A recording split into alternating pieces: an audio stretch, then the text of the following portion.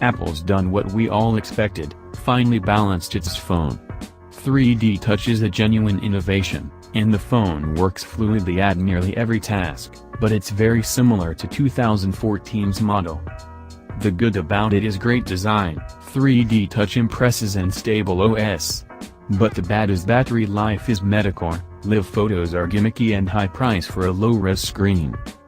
Apple's iPhone 6s pitch has been the only thing that's changed is everything, highlighting that it knows this phone looks an awful lot like 2014's model.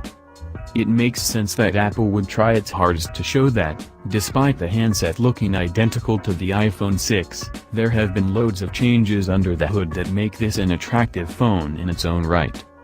The iPhone 6s is almost identical to the 6 in every way when it comes to the chassis. There are some very subtle differences, such as a slightly thicker frame and a little more heft, but it's so slight that I kept getting the two mixed up when doing side-by-side comparisons.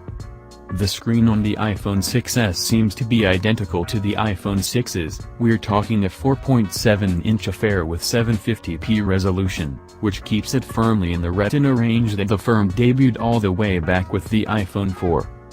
Apple's idea that the only thing that's changed is everything seems instantly to be a bit of a misnomer.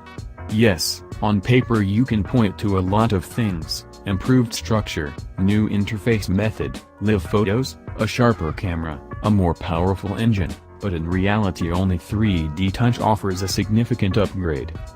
The iPhone 6s is a long way from a bad phone because, simply, it's an iPhone.